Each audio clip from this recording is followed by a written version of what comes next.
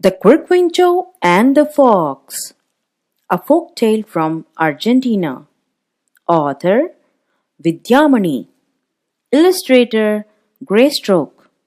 Read by Gayatri Santhosh. This audio is been voluntarily recorded for visually impaired students. Once upon a time, a fox and a Quirquincho were very good friends. They spent a great deal of time together and had lots of fun. One day, the Quirquincho decided that he was not going to waste his time doing nothing and instead decided to do a sport of farming. He immediately set out to work and started to build a fence around a plot of land. His friend, the fox, was quite perplexed by the Quirquincho's behavior.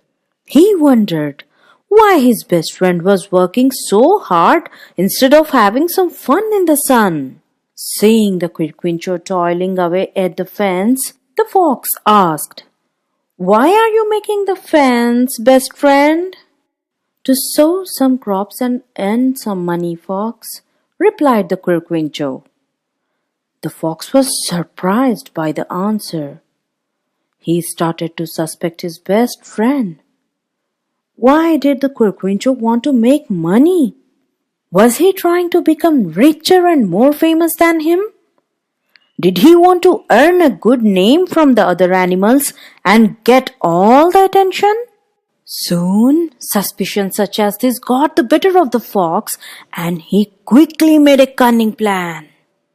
Since he had more money than the Quirquincho, he decided the best thing to do would be to join up with his friend, invest in crops, make him toil, and reap the benefits himself. This way, he wouldn't have to work too hard, but would still end up making more money than the Quirquincho. So, off he went to his sweating friend and said, "You must have used up all your money buying the land and putting up the fence. Why don't I give you the money to buy the seeds to sow, dear friend? Of course, if I'm paying for the seeds, then I get to decide what part of the crop belongs to me. Fair is fair after all, isn't it?"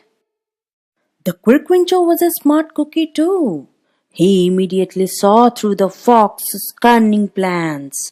But he also knew that without the fox's money, there was no way he would be able to grow any crops. So he decided to agree for the moment. "Thank you, dear friend. What would I have done without you? All my efforts would have come to nothing if not for a friend like you." "Aha! The silly fool's falling for my plan," thought the fox gleefully. "Okay, friend, so you will do as I tell you to, right? Then this first time, whatever grows beneath the land will belong to you, and everything that grows above it will belong to me," he said greedily. For a moment, the Quirquincho was alarmed. But then he said to himself, "I'm not going to let him get away with this. I will teach that greedy pig a lesson." Bright and early the next morning, the Quirquincho started to prepare the field for sowing. And guess what he decided to sow? Potatoes! The fox was furious. When the crop was harvested, all the potatoes went to the Quirquincho, while all he got were the leaves. Not to be outdone easily, the fox said, "This crop has been very bad for me. The next time, you take what grows above, and I will take everything that grows below." Again, he felt gleeful for having outwitted his friend. The clever Quirquincho set out to work again. This time round, he tilled the land, watered it, and planted wheat. Yet again, when the crop was reaped, all the wheat came to the Quirquincho, and the fox got only the roots and leaves. Now the fox was really angry. Each one of his attempts to get the better of the Quirquincho was proving to be disastrous. That scoundrel's really having his cake and eating it too. Does he think I'm going to let him get away this easily? My money is being spent and he's the one getting richer. I must teach him a lesson. So he thought hard and long for a few days.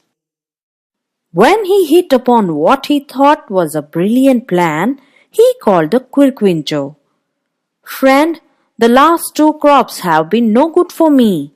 I have spent all my money but ended up with just leaves and roots which have no value. So it's only fair that when you sow the next crop, I get both what grows above and below the ground. You can have everything that lies in between. Accordingly, the Quirquincho got the field ready for sowing. And what do you think he planted this time? Corn! The crafty fox had been outwitted again. When the crop was harvested, the Quirquincho took all the corn that lay in between, while the greedy fox was left with mere roots and stalks. He got so angry with the Quirquincho that he spat and fumed and swore never to work with him again. As for the intelligent Quirquincho, he now had enough money to buy his own seeds and didn't need the fox's help ever again.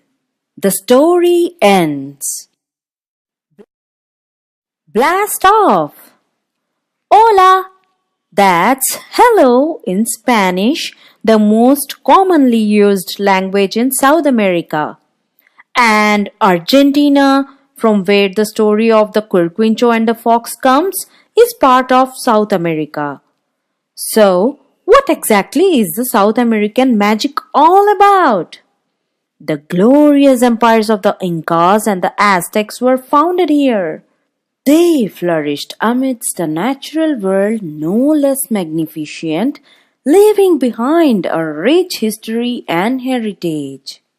At the heart of South America lies the Amazon rainforest, which is perhaps the richest ecological region on our planet.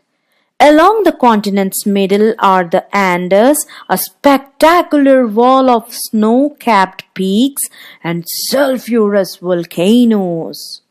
Not to forget the glorious sunny beaches that dot the rugged South American coastline.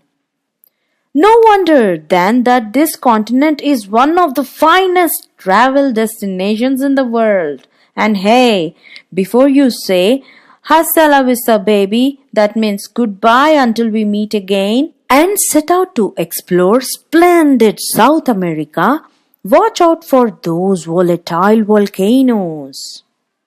Make your own volcano fuego rojo. You will need 1. A paper plate. 2. Clay. 3. A short cardboard tube. 4. Baking soda. 5. Vinegar. 6. Red vegetable color. How to make it? Step 1. Mold the shape of a volcano using the clay and place it on the paper plate. Step 2. Make an opening on top of the volcano big enough for the cardboard tube to fit in. Step 3. Push the tube through the opening. Step 4. Fill the tube with baking soda and add 6 drops of the vegetable color to it. Step 5. Slowly pour vinegar into the tube and watch your fuego rojo, that means red fire, erupt. To make your volcano more realistic, use thick cardboard as a base and surround the volcano with trees, rocks, etc. The end.